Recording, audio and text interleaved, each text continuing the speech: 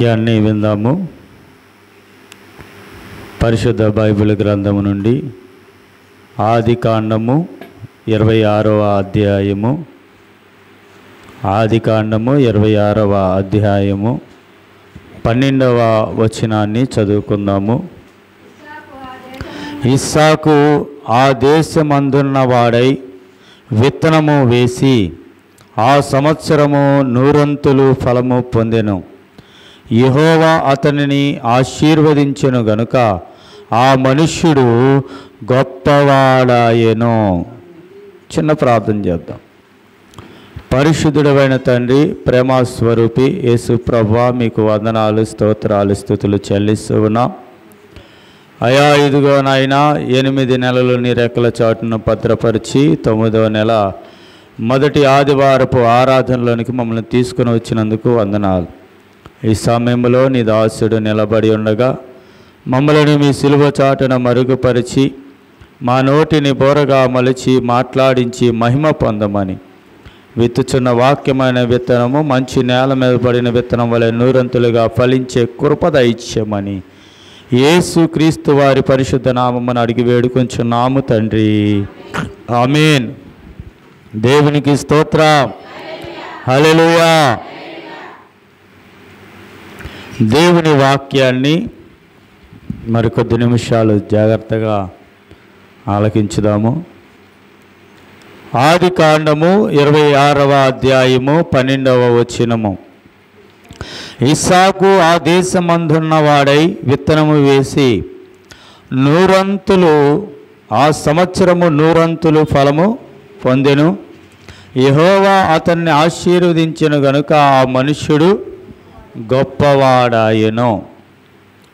మరి ఇస్సాకు తను నివసించుచున్న దేశమందు విత్తనం వేశాడంట. ఆ సంవత్సరము నూరంతులు ఫలము పొందాడు. యెహోవా అతన్ని ఆశీర్వదించెను గనుక ఆ మనుష్యుడు గొప్పవాడాయెను. మరి ఇక్కడ వాక్యమును మనం పరిశీలించిన వారమైతే, మరి ఇస్సాకు గొప్పవాడు అవుటకు మొదటిగా చేసిన పని ఏమిటి అంటే విత్తనం వేశాడంట. ఏం వేశాడు? విత్తనము. ఎంత పంట కోసాడు? నూరంతుల పంట. ఎంత పంట? బైబిల్లో ఒక మాట ఉంది కదా, ఒకడు 30 దంతులుగాను, ఒకడు 60 దంతులుగాను, మరి ఒకడు 100 దంతులుగాను ఫలము పొందారు.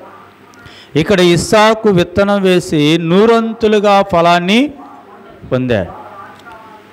మరి 100 దంతుల పంట నీవు కోయాలి అంటే మొదటగా నీవేం చేయాలంట?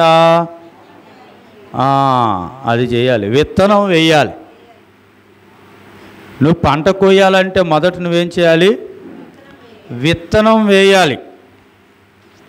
విత్తనం వేయకుండా నీకు పంట రాదు.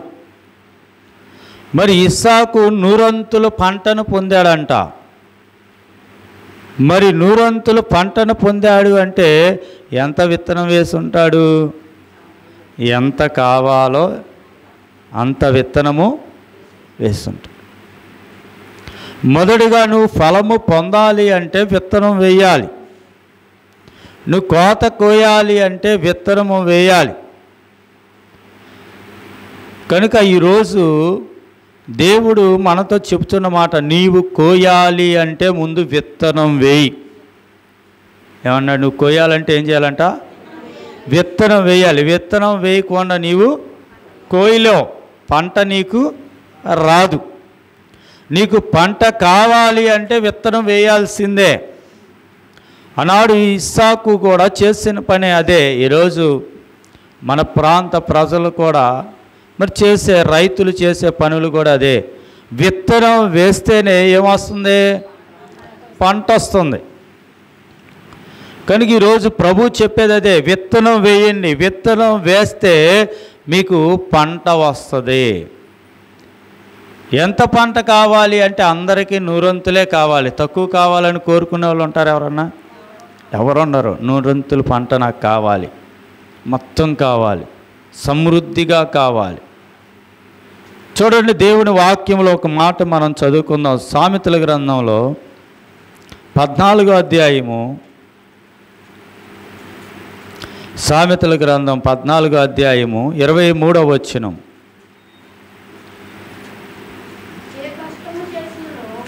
ఏ కష్టము చేసినను లాభమే కలుగును, వట్టి మాటలు లేమిడికి కారణము. ఏ కష్టము చేసినా లాభమే కలుగును, వట్టి మాటలు లేమిడికి కారణం. విత్తనం వేయటం అంటే అర్థము నువ్వు కష్టపడటము. విత్తనం అంటే వేయటం అంటే ఏంటి? కష్టపడాలి. నువ్వు కష్టపడకుండా నీకేమి రాదు అంటే ఫలితం రాదు, ఫలము రాదు. కనుక అది ఏ కష్టమైనా ఏ పనైనా చేస్తే దానిని దేవుడు ఆశీర్వదించి నీకు ఫలాన్ని ఇస్తాడు. ఆనాడు ఇస్సాకు విత్తనం వేసి నూరంతుల ఫలాన్ని ఎలాగ పొందుకున్నాడో నీవు కూడా విత్తనం వేయి, ఏ పనైనా చేయి. చాలామంది ఖాళీగా కూర్చొని ఏ పని పాట లేకుండా ఉండి మరి అభివృద్ధి చెందాలి, ఆశీర్వదించబడాలి అంటే ఎలా కుదిరిద్ది? ప్రభు వాక్యమే సెలవిస్తున్న మాట, నువ్వు పని చేయి, నేను నిన్ను ఆశీర్వదిస్తా. నువ్వు పని చేయకుండా ఇంట్లో కూర్చుంటే దేవుడు ఆశీర్వదిస్తానని చెప్పటం లేదు. ఇక్కడ అబ్రహాము కుమారుడైన ఇస్సాకు కూడా ఆశీర్వదించబడ్డాడు, అభివృద్ధి చెందాడు. అంటే అతను చేసిన పని కూడా ఏంటి అంటే చేలో విత్తనం వేశాడు, దానిని దేవుడు ఆశీర్వదించి నూరంతులుగా ఫలింపచేశాడు. దానిని బట్టి అతడు ఏమయ్యాడంటే గొప్ప ఐశ్వర్యవంతుడయ్యాడు. అందుకే ఒట్టి మాటలు పనికిరావు. ఈరోజు చాలామంది కాలాన్ని, సమయాన్ని ఒట్టిగా ఖర్చు పెట్టేస్తూ ఉన్నారు, ఉపయోగం లేకుండా వృధా చేస్తూనే ఉన్నారు. కనుక వాక్యము ద్వారా మీతో సెలవిచ్చున్నాను, మీరు ఒట్టి మాటలు పక్కన పెట్టండి, అవి పేదరికాన్ని సూచిస్తాయని వాక్యము సెలవిస్తుంది. లేమిడి అంటే పేదరికం. ఏ పనైనా చేయి, ఆ పని ద్వారా నీవు ఫలితాన్ని దేవుడు నీకు ఇస్తాడు.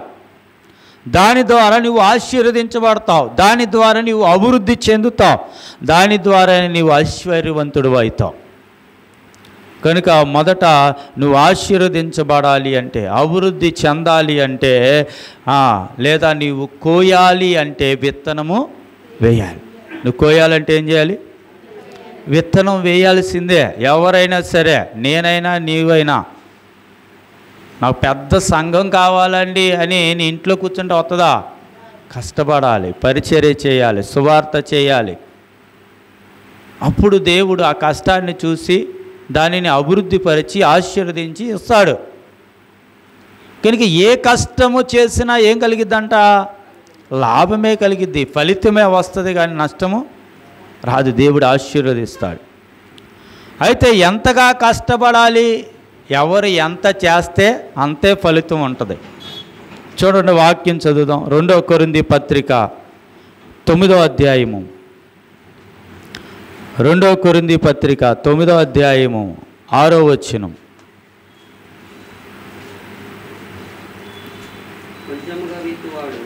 కొంచెముగా విత్తువాడు కొంచెముగా పంట కోయును. దేవుని స్తోత్రం. ఒకవేళ నువ్వు కొంచెమే విత్తితే ఎంత పంట వస్తుందంట? కొంచెమే వస్తుంది. విస్తారంగా విత్తితే విస్తారమైన పంట మనకి వచ్చింది.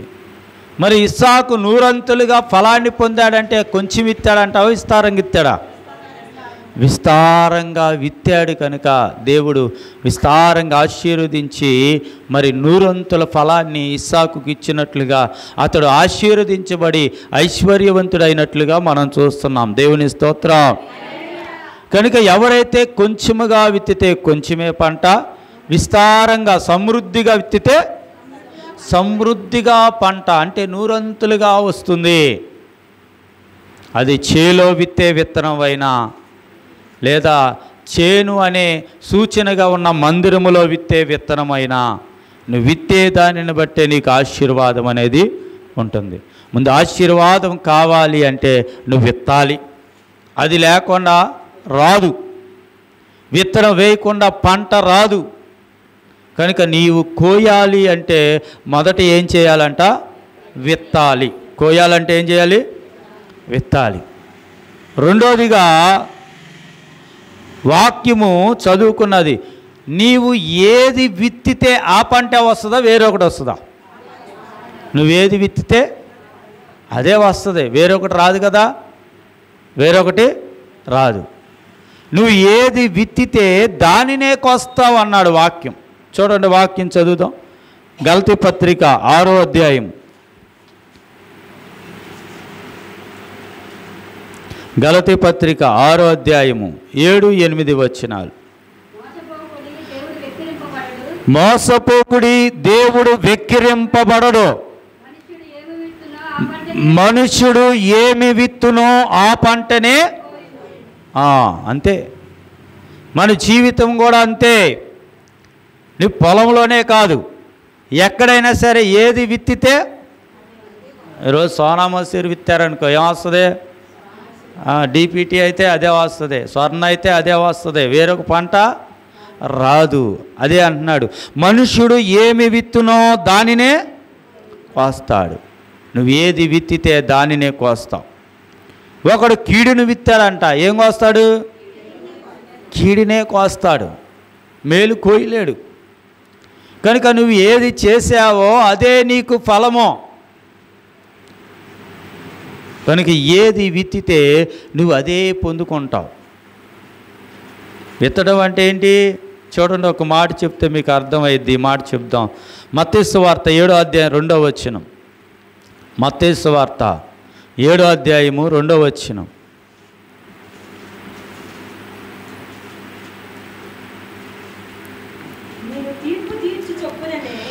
మీరు తీర్పు తీర్చకుడి, అప్పుడు మిమ్మల్ని గురించి తీర్పు తీర్చబడదు.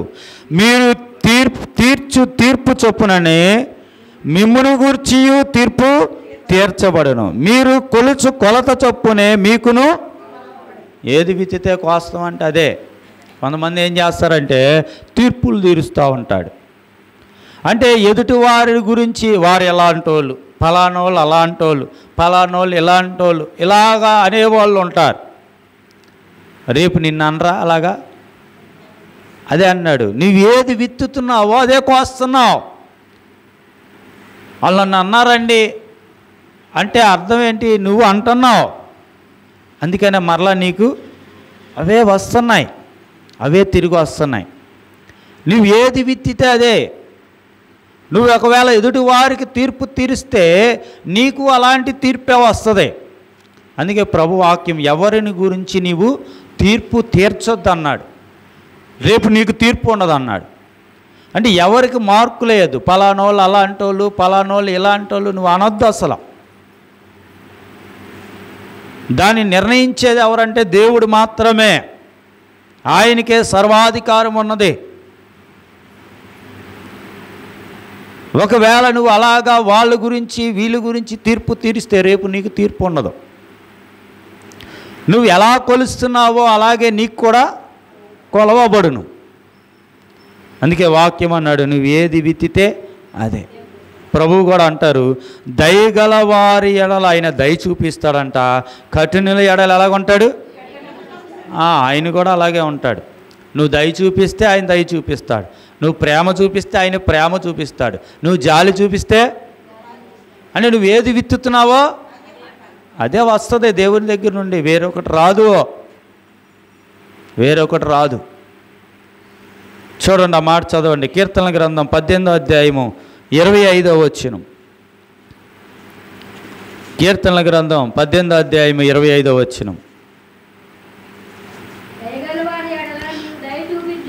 దయగల వారి ఎడల నీవు దయ చూపించుదువు, యథార్థవంతుల ఎడల యథార్థవంతుడుగా. వీడు దయ చూపిస్తే దేవుడు కూడా ఏం చూపిస్తున్నా అన్నాడు? దయే. వీడు యథార్థంగా ఉంటే దేవుడు కూడా నీ ఎడలు కూడా యథార్థతనే చూపిస్తాడు. అంటే నువ్వు ఏది విత్తుతున్నావో అదే కోస్తున్నావు. కనుక వాక్యం అన్నది, మొదటగా నువ్వు కోయాలంటే విత్తాలి. అంటే నువ్వు ఆశీర్వదించబడాలంటే విత్తాలి. రెండవది, నువ్వు ఏది విత్తుతున్నావో అదే కోస్తావు. ఏది విత్తుతున్నావో అదే కోస్తావు. మూడోది, ఒకవేళ విత్తేసావు అనుకో, కోయిక తప్పదేహ. విత్తేస్తే కోయాల్సిందే, ఇక కుదరదు అంటాకి లేదు. కుదరదు అంటాకి లేదు. ఇప్పుడు మన చేలో పొలాల్లో చాలామంది మరి వరి నాట్లు వేశారు. ఒకరు ఒక్కొక్క రకాన్ని వేశారు. వీడు స్వర్ణ వేసి నాకు సోనా కావాలంటే వస్తుందా? నువ్వు విత్తేసావు కనుక దాన్నే కొయ్యాలి, వేరే ఒకటి కోస్తాకి లేదు. ఒకవేళ అది విత్తేసావు అనుకో, దానినే కొయ్యాలి. ఇక విత్తేస్తే దాన్నే కొయ్యాలి. ఒకవేళ అయ్యో ఇది పొరపాటుగా జరిగింది, ఇక కుదరదు, ఇది తూచి అంటే వేరొక పంట మారిపోద్ది అంటావా? అక్కడ మారదు, వేరొక పంట మారదు. అదే అన్నాడు, ఒకవేళ నువ్వు విత్తేసావు అనుకో, కోయిక తప్పదు. ఏ పని చేసావో ఆ ఫలితాన్ని నువ్వు అనుభవించక తప్పదు. అది తెలియక చేశానండి, అది అజ్ఞానంగా చేశానండి, అది కాదండి అంటే కుదరదు. దాని ఫలితం మటుకి ఖచ్చితంగా మనం అనుభవించాల్సిందే. దాని ఫలితాన్ని నువ్వు తెలిసి చేసినా తెలియక చేసినా దాని ఫలితం మటుకి అనుభవించక తప్పదు. అదే అన్నాడు, ఒకవేళ నువ్వు విత్తేసావు అనుకో, దాన్ని కోయిక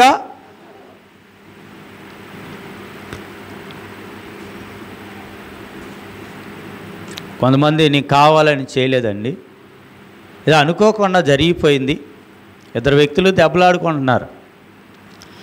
కోపం మీద వీడేం చేశాడంటే వాడిని కొట్టాడు, వాడు చచ్చిపోయాడు. ఎదుటివాడు చచ్చిపోయాడు. ఇప్పుడు ఏమైంది, వీడిని తీసుకెళ్ళి జైల్లో వేశారు. జైల్లో వేసి వీడికి ఉరిశిక్ష అని విధించాడు. ఇప్పుడు వీడేమన్నాడు, లబో దిబో అని మొత్తుకున్నాడు, అయ్యా నేను కావాలని చేయలేదు, అదేదో కోపంలో పొరపాటుగా వాడికి తగిలింది, వాడు అలాగ అయిపోయాడు, వాడిని కావాలని నేనేం ప్లాన్ వేసుకొని వాడిని చంపలేదయ్యా అని చెప్తున్నాడు అనుకో, వింటాడా? న్యాయాధిపతి వినడో. నువ్వు కొట్టావు, వాడు చచ్చాడు, ఆ హత్యకు శిక్ష నీకు ఉరి శిక్ష, మరణ శిక్ష. ఇక అక్కడ ఒప్పుకుంటాం అనేది కుదరదు. దాని ఫలితాన్ని వాడు అనుభవించాల్సిందే, దాని ఫలితాన్ని వాడు పొందుకోవాల్సిందే. అదే అన్నాడు, ఒకవేళ నువ్వు విత్తేసావేమో, ఆ పని చేసేసావేమో, ఫలితం మటుకు తప్పదు. ఫలితం తప్పదు, తీసుకోవాల్సిందే. కాదన్నా కుదరదు. దేవుని వాక్యంలో 2 సమూయేలు గ్రంథం 11వ అధ్యాయంలో మీరు చదవద్దు, చూడండి, నేను చెప్తాను, తెలిసిన విషయం. మరి దావీదు మహారాజు ఉన్నాడు. ఒకరోజు దావీదు రాజుగా ఉండి నిద్రపోయాడు. సాయంకాల పూట చల్లపూట లేచి ఆ మేడ మీద తిరుగుతూ ఉంటుంటే అనుకోకుండా ఒక స్త్రీ కనపడింది, స్నానం చేస్తున్న స్త్రీ. చూశాడు. ఇతనిలోనికి ఒక ఆలోచన, ఆవిడతో ఆ యొక్క శారీరక సంబంధాన్ని పంచుకోవాలన్న కోరిక కలిగి ఆవిడని పిలిపించి ఆవిడతో ఆ శరీర సంబంధాన్ని కలిగి ఉండి తర్వాత ఆవిడని పంపించేశాడు. అంటే అది చేసేసాడు, విత్తనం వేసాడు. ఇప్పుడు కోయిక తప్పదు కదా ఆ పంట. ఒకవేళ నువ్వు విత్తేసావంటే కోయిక తప్పదు. అతడు చేశాడు, దాని ఫలితాన్ని అనుభవించొద్దా? అనుభవించాడా లేదా? ఖచ్చితంగా అనుభవించాడు దావీదు కూడా. నువ్వు భక్తిపరుడువైనా, నువ్వు ఎలాంటి వ్యక్తివైనా, ఒకవేళ విత్తితే కోయిక తప్పదు. అదే దేవుడు అన్నాడు, నువ్వు చేసేసిన దాన్ని ఫలితం నువ్వు అనుభవించాల్సిందే, అది తప్పదు. ఎందుకంటే నువ్వు విత్తేసావు, పంట వచ్చేసింది, ఇది కోత, కోయటం మొదలెట్టారు దేవుడు. అంటే నువ్వు అనుభవించడం మొదలెట్టావు. కోయటం అంటే అర్థం ఏంటి? నువ్వు అనుభవించడం మొదలెట్టావు. నువ్వు విత్తనం వేసావు కదా, ఆ పనులు చేసావు కదా, అది పెరిగింది, ఇప్పుడు పంటకు వచ్చేసింది, ఈ కోస్తున్నాడు దేవుడు. అంటే దాని ఫలితాన్ని నువ్వు అనుభవిస్తున్నావు. అది మంచిదైతే మంచిగా ఉంటుంది, చెడ్డదైతే చెడ్డగా ఉంటుంది. అందుకే ఏది విత్తితే అదే కోస్తావు. మంచిది విత్తితే మంచిదే ఉంటుంది, చెడ్డది విత్తితే చెడ్డగానే ఉంటుంది. నువ్వు విత్తిన దాన్ని బట్టే ఉంటుంది. అప్పుడు చెడ్డది విత్తి ఇప్పుడు మంచిది కావాలంటే రాదు, ఎందుకంటే నువ్వు విత్తేసావుగా, అది కొయ్యాల్సిందే. అదే ప్రభు అన్నాడు, నువ్వు ఒకవేళ నువ్వు విత్తేసావు అనుకో, కోయిక తప్పదయ్య, కొయ్యాల్సిందే. మొదటిది నువ్వు కోయాలంటే విత్తాలి. రెండోది నీవు ఏది విత్తితే అదే కోస్తావు. ఒకవేళ విత్తేసావా కోయిక తప్పదు. ఎవరు విత్తింది వాళ్ళే కొయ్యాలి, వేరొకడు కోయడు. అంటే అర్థం ఏంటి? వేరొకడు అనుభవించడం, నువ్వే అనుభవించాలి. అది మేలైనా అది కీడైనా, అది కష్టమైనా అది సుఖమైనా, అది వ్యాధైనా సంతోషమైన, ఏదైనా నువ్వే అనుభవించాలి, వేరొకడు అనుభవించడం. ఇంకా మూడోది విత్తిన దానికన్నా ఎక్కువ కోస్తామంట. ఏంటి? నాలుగో మాట ఇది, విత్తిన దానికన్నా ఎంత కోస్తాం? ఒక విత్తనం వేసి ఒక గింజే వస్తుందా? ఒక చెట్టుకి ఒక పండే వస్తుందా? రాదు కదా. ఒక విత్తనం వేస్తే అది చెట్టు అయ్యి ఎన్నో ఫలాలు ఇస్తుంది. అంటే విత్తిన దానికన్నా ఎక్కువ వస్తుంది పంట, తక్కువ రాదు. విత్తిన దానికన్నా ఎక్కువ కనుక నువ్వు చేసిన దానికన్నా ఫలితం ఎక్కువగా ఉంటుంది. నువ్వు చేసిన దానికన్నా ఫలితము ఎక్కువగా ఉంటుంది. విత్తిన అందుకే అంటాడు హోషేయలో, ఒకడంట గాలిని విత్తి ప్రళయవాయువును కోసాడంట. గాలిని విత్తి ఏం కోసాడు? ప్రళయవాయువు. చేసిన పని కొంచెమే, ఆ తప్పు చిన్నదే, కానీ ఫలితం ఎలా ఉంటుంది? భయంకరంగా ఉంటుంది. ఫలితం ఎలా ఉంటుంది? భయంకరంగా ఉంటుంది. అదే అన్నాడు, నువ్వు విత్తినది కొంచెమే కానీ దానికన్నా ఎక్కువ పంట కోస్తావు. నువ్వు చేసినది తక్కువే, దాని ఫలితం మటుకి భయంకరంగా ఉంటుంది. అదే చెప్తున్నాడు, విత్తిన దానికన్నా ఎక్కువ కోస్తావు, ఎక్కువ కోస్తావు. రోజు మనం చేసే పనులు అందుకే జాగ్రత్తగా చూసుకోవాలి. దీని ఫలితం ఎలాగుంటుందంటే భయంకరంగా ఉంటుంది. ఆనాడు ఇస్సాకు విత్తనం వేశాడు, ఎంత పంట వచ్చింది? ఎక్కువ వచ్చిందా తక్కువ వచ్చిందా? 100 అంతులుగా ఫలం వచ్చింది. అది మంచి విషయమైనా చెడ్డ విషయమైనా అలాగే ఉంటుంది. మంచిదైతే అతడు ఆశీర్వదించబడ్డాడు, దీవించబడ్డాడు. అదే చెడ్డదైతే అతడు శపించబడేవాడు. కనుక ఈరోజు దేవుడు సెలవిస్తున్నాడు, నువ్వు విత్తిన దానికన్నా ఎక్కువ పంటను నువ్వు కోస్తావు. నువ్వు చేసిన పనుల కన్నా ఆ ఫలితము ఎక్కువగా ఉంటుంది. అందుకే మనుష్యుడు ఏది విత్తుతున్నాడో అదే కోస్తున్నాడు అన్నాడు ప్రభు. కనుక మనం చేసే ప్రతి పనిని జాగ్రత్తగా చూసుకోవాలి. దీని ఫలితము చాలా భయంకరంగా ఉంటుంది. ఇప్పుడు చేసేస్తున్నాము, ఇప్పుడు చెల్లుబాటు అయిపోతుంది, ఇప్పుడు అలాగా జరిగిపోతుంది అనుకుంటున్నావు. కానీ ఒక రోజు ఉంది, దాని పంట పండి విస్తారం అయిపోయినప్పుడు అప్పుడు దాని ఫలితము ఎంత భయంకరంగా ఉంటుందో నువ్వు చూస్తావు. విత్తనం వేయగానే పంట రాదు కదా, భయంకరంగా ఉంటుంది. అది కోసేటప్పుడు, అది అనుభవించేటప్పుడు, ఆ కష్టాన్ని నువ్వు అనుభవించేటప్పుడు, ఆ బాధను నువ్వు అనుభవించేటప్పుడు చాలా భయంకరంగా ఉంటుంది. అప్పుడు అంటారు, దేవుడిని అంటారు, అయ్యా ఏంటి నువ్వు విత్తనం వేసావని మర్చిపోవా, అది ఇలాగా విస్తారంగా పండేసింది అనుకోవట్లా, ఏంటో నాకు ఈ పరిస్థితి. వేసావుగా విత్తనం, అది ఇప్పుడు కోస్తున్నావు అంతే. వేసిన దానికన్నా ఎక్కువ కోస్తున్నావు. దావీదు విషయంలో అదే చేసింది. బత్షెబ ఒక్కదానితోనే పాపం అయినప్పటికీ తన జీవితంలో భయంకరంగా యాతన పరచబడ్డాడు. భయంకరమైన ఫలితాన్ని చూశాడు. తన సొంత కొడుకులే శత్రువులుగా మారిపోయారు. కనుక దేవుడు సెలవిస్తున్నాడు, నువ్వు ఒకవేళ విత్తేస్తే కోయిక తప్పదు. విత్తిన దానికన్నా ఎక్కువగా కోస్తావు, ఎక్కువగా చేసిన దానికన్నా ఎక్కువ ఫలితాన్ని నువ్వు అనుభవిస్తావు. ఇంకా ఐదోది, నువ్వు విత్తినా కోయువు, విత్తకపోయినా కోస్తావు. ఏమన్నాడు? విత్తినా కోయువు, విత్తకపోయినా కోస్తావు. ఇదేంటండి? ఇందాడ విత్తితే కోస్తావు అన్నావు, ఇప్పుడు విత్తకపోయినా కోస్తావు అంటున్నావు. ఇది ఎలాగా సాధ్యం? దేవునికి అసాధ్యమైంది ఉందా? అన్నీ సాధ్యమే.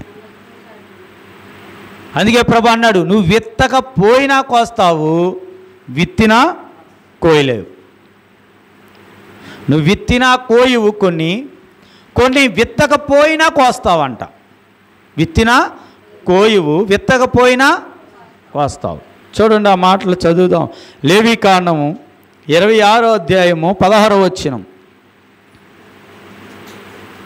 లేవీకాండము 26వ అధ్యాయము 16వ వచనం.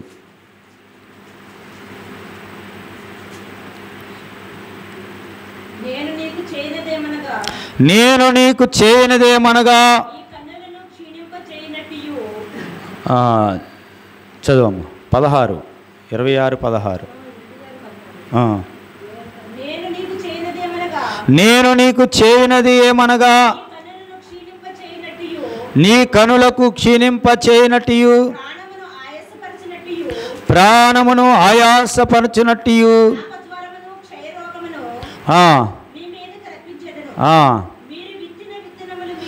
మీరు విత్తిన విత్తనములు మీకు వ్యర్థములగును.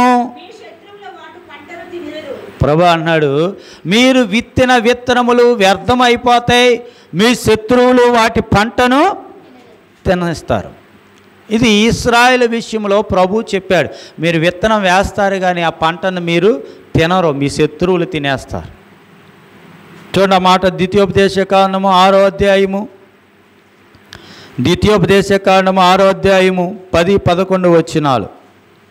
నీ దేవుడైన యెహోవా నీ పితరులైన అబ్రహాము, ఇస్సాకు, యాకోబులతో చేసిన ప్రమాణమును బట్టి నిన్ను ఆ దేశములో ప్రవేశపెట్టి నీవు కట్టని గొప్పవగు మంచి పురములను, నువ్వు నింపని మంచి ద్రవ్యముల చేత నింపబడిన ఇండ్లను, నువ్వు త్రవ్వకపోయినను త్రవ్వబడిన బావులను, నీవు నాటిని ద్రాక్ష తోటలను, ఒలీవ తోటలను నీకిచ్చిన తర్వాత నీవు తిని తృప్తి పొందినప్పుడు. దేవుని స్తోత్రం.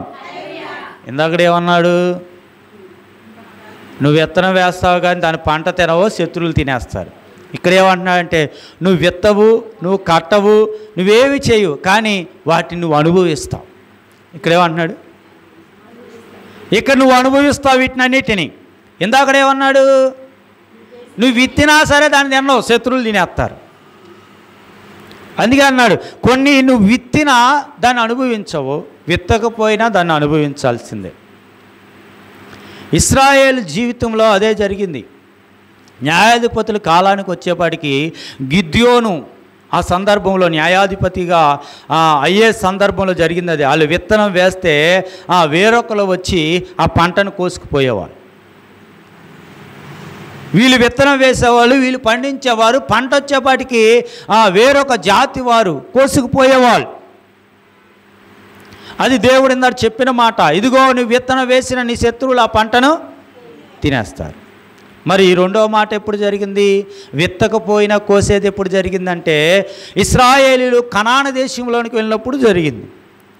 ఇశ్రాయేలీయులు అక్కడ ద్రాక్ష తోటలు నాటలేదు, అంజూరపు తోటలు నాటలేదు, అక్కడ ఇల్లేమో కట్టలేదు. కానీ దేవుడు కట్టని ఇళ్లను ఇచ్చాడు, నాటని తోటలను ఇచ్చాడు. అందుకే అన్నాడు, నువ్వు విత్తకపోయినా వాటిని నీవు అనుభవిస్తావు. కొన్ని విషయాల్లో ఇలాగే జరుగుతూ ఉంటాయి. కొన్ని విషయాలు ఇలాగే జరుగుతూ ఉంటాయి. ఇంక మీకు చాలా చక్కగా అర్థం అవ్వాలంటే, తల్లిదండ్రులకు ఒక్కతే కుమార్తె, ఒక్కతే ఆడపిల్ల, చాలా ఆస్తి ఉంది, చాలా ఆస్తి ఉంది. మీకు అర్థం అవ్వాలని చెప్తున్నా మాట. ఒక్కతే కుమార్తె, చాలా ఆస్తి ఉంది. పెళ్ళిడికి వచ్చింది అమ్మాయి, ఎవరినో ప్రేమించింది. ఇప్పుడు తల్లిదండ్రులు చెప్పింది, నేను ఆడనే చేసుకుంటా, లేకపోతే లోకంలో జరిగేది ఇదే కదా. సరే, వాళ్ళు ఒక్కటే కూతురు, ఏం చేస్తాం, దాని ఇష్ట ప్రకారం చేద్దామని అతన్నిచ్చి పెళ్లి చేశారు. ఎల్లరేకమన్నా సరే, వాడికి ఏమీ లేదు, ఒక జల్సా రాయుడు టైపు వాడి జీవితం. ఆస్తి ఎంత ఉంది? చాలా ఉంది. ఇక వీళ్ళు కష్టపడి కష్టపడి కష్టపడి కూర్చి సంపాదిస్తే వీడు అనుభవిస్తున్నాడు. ఇక్కడ వీడే కష్టపడలేదుగా, వీడే విత్తనం వేయలేదుగా, ఇదే జరిగేది. అందుకే అన్నాడు, నువ్వు విత్తకపోయినా కోస్తావు, విత్తినా కోయలేవు. కొంతమంది కష్టపడి కష్టపడి కూర్చి దాన్ని అనుభవించకుండా పోతారు. అంటే అర్థం ఏంటంటే వాడు విత్తాడు పంట వచ్చింది అనుభవించలా, కానీ వీడు ఏమీ చేయకోకుండానే ఇక్కడ అనుభవిస్తున్నాడు. అందుకే అన్నాడు, నువ్వు విత్తినా కోయువు, కొన్ని సందర్భాల్లో విత్తకపోయినా కోస్తావు. కొంతమంది జీవితాల్లో ఇలాంటివే జరుగుతూ ఉన్నాయి. వీడి ఇష్టం అన్నమాట, ఆస్తుంది బోలు. లోకలు అంటాడుగా, అత్త సొమ్ము అల్లుడు దానం అన్నట్లుగా వీడి ఇష్టం వచ్చినట్లుగా జలసాలు చేస్తాడు. బోలంత ఆస్తి వీడేం సంపాదించింది కాదు. ఇక్కడ ఇశ్రాయేలు కూడా అదే పని. కనాను దేశము ఎలాంటి దేశం? పాలు తేనెలు ప్రవహించే దేశం. అంత సమృద్ధి. వాళ్ళు విత్తలేదు, వాళ్ళు పంటను పండించలేదు, వారు ఆ బంగ్లాలు భవంతులు ఆ నగరాలను నిర్మించలేదు, కానీ దేవుడు వాళ్ళకి ఇచ్చాడు. కొన్ని సందర్భాల్లో దేవుడు ఇస్తాడు, అటు ఆశీర్వాదాన్ని ఇస్తాడు దేవుడు. కొన్ని సందర్భాల్లో కొంతమంది కష్టపడిన దాన్ని అనుభవించలేరు. ఎందుకంటే వారికి ఉన్న స్థితిగతులను బట్టి, వారి మనస్తత్వాన్ని బట్టి దేవుడు అలాంటి పరిస్థితిని కలిగిస్తూ ఉంటాడు. అందుకే మనం మాటను చెప్పుకున్నాం, ఏది గొప్ప ఆశీర్వాదము అంటే ఒకడంట కష్టపడి సంపాదించి తన కష్టార్జితను అనుభవించడమే దేవుడిచ్చే ఒక బహుమానం అన్నాడు. కొంతమంది దాన్ని విత్తాడు, పెరిగింది, పంట వచ్చింది, అనుభవించడం ఏం బహుమానం అది? వీళ్ళు విత్తకపోయినా అనుభవిస్తున్నారే కొంతమంది జీవితాలు ఇలాగే ఉంటాయి. విత్తినా కోయలేరు, విత్తకపోయినా కోస్తారు. ఇంకా ఆరోది, నువ్వు విత్తిన దాన్ని కోయుటకు ఓపికతో కనిపెట్టాలంట. ఏం చేయాలి? ఓపిక ఉండాలి. విత్తిన దాన్ని కోయటానికి ఓపిక ఉండాలి. ఇప్పుడు విత్తనం వేశారు, పెరిగింది, ఇంక ఎన్నాళ్ళు ఉండాలి? చేలు ఎన్నాళ్ళు ఉండాలి? పంట రావాలంటే 6 నెలలు ఓపికతో చూడాలి రైతు. అప్పుడు కానీ పంట ఇంట్లోకి రాదు, తన చేతికి రాదు. ఓపిక లేకోకుండా అది కొంత పెరగంగానే కోసేస్తే అని పంట వస్తుందా? విత్తనాలు రాగానే కోసేస్తే వస్తుందా? గింజ మొదరాలి, అది పండాలి, అప్పుడు కానీ రాదు. అందుకన్నాడు, నువ్వు విత్తినది ఇప్పుడు కాదు, దాన్ని ఓపికతో చూడు. నువ్వు చేసిన దాన్ని ఫలితం ఇప్పుడు కాదు, దాన్ని ఓపికతో కనిపెట్టు. ఖచ్చితంగా ఆ ఫలితం అనేది మనమే పొందుకుంటాం. అది మేలైనా అది కీడైనా సరే. చేసినది మంచి పని అయితే మంచి ఫలితం మనకు ఉంటుంది, చేసినది చెడ్డ పని అయితే ఆ చెడ్డ ఫలితమే మనకు ఉంటుంది. కానీ ఏదైనా అది ఓపికతో కనిపెట్టాల్సిందే. కొంతమంది ఇప్పుడు నేను ఇన్ని చేస్తున్నాను, నాకేం కాలేదుగా, నేను బాగానే ఉన్నానుగా, ఎన్ని తప్పులు చేసినా నేను బాగా కనిపెట్టు. ఓపికతో ఒకరోజు ఉంటుంది, అది ఫలం అవ్వాలిగా. విత్తనం వేసావు, అది పెరగాలి, చెట్టు అవ్వాలి, పూత పూయాలి, కాయాలి, పండు అవ్వాలి. సమయం ఉందే నువ్వు చేసిన పనులన్నిటికీ. అది మంచి చేస్తే మంచి రకమైన పంటే ఉంటుంది. కానీ ఆ విత్తిన దాన్ని ఆ పంట కోయటానికంట ఓపికతో కనిపెట్టాలి. ఏం చేయాలి? ఓపికతో కనిపెట్టాలి. అప్పుడు ఖచ్చితంగా ఆ పంటను మనం కోస్తాం, ఆ ఫలితాన్ని అనుభవిస్తాం. వేరొకరికి వెళ్ళదండి, వేరొకరికి వెళ్ళదు. ఇది మనదే.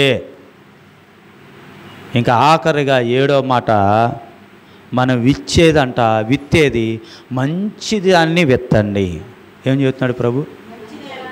నువ్వు విత్తేది మంచిది విత్తు. ఈరోజు చాలామంది మంచి దానికన్నా చెడు దాన్ని విత్తుతూ ఉన్నారు.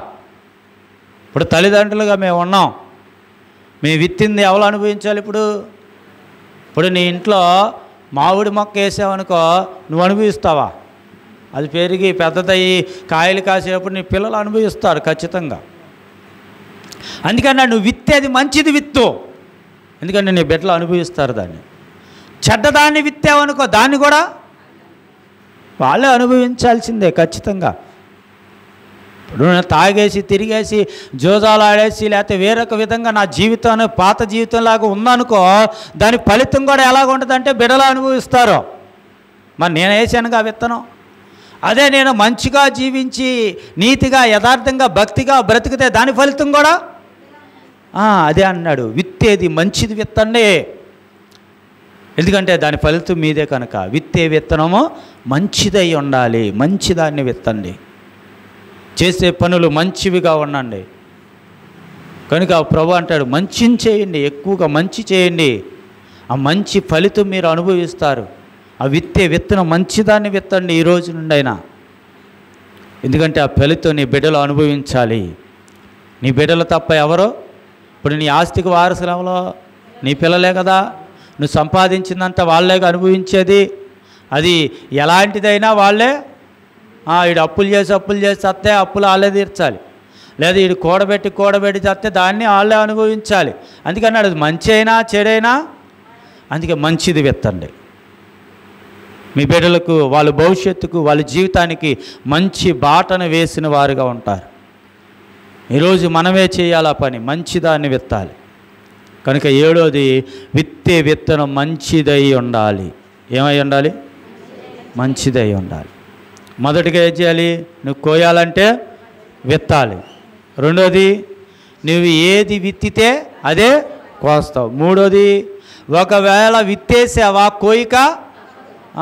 కోయిక తప్పదు. 4వది, విత్తనం విత్తిన దానికంటే ఎక్కువ పంటను కోస్తావు. 5వది, నువ్వు విత్తినా కోయువు, కొన్ని సందర్భాల్లో నువ్వు విత్తకపోయినా కోస్తావు. 6వది, విత్తిన దాన్ని కోయటానికి ఓపికతో కనిపెట్టాలి. 7వది, విత్తే విత్తనము మంచిదై ఉండాలి. మంచి విత్తనాన్ని, మంచి పనులు మనం చేస్తే దాని ఫలితం కూడా మంచిగా ఉంటుంది. అది మన బిడ్డలకు, మన జీవితాలకు మంచి బాటను వేస్తుంది. కనుక మంచి విత్తనం విత్తండి. ఇక నుండైనా చేసేవి మంచివై ఉంటే దాని ఫలితము అనుభవిస్తారు మన బిడ్డలు. కనుక అట్టి కృప ప్రభు మనందరికి అనుగ్రహించునుగాక. ఆమేన్.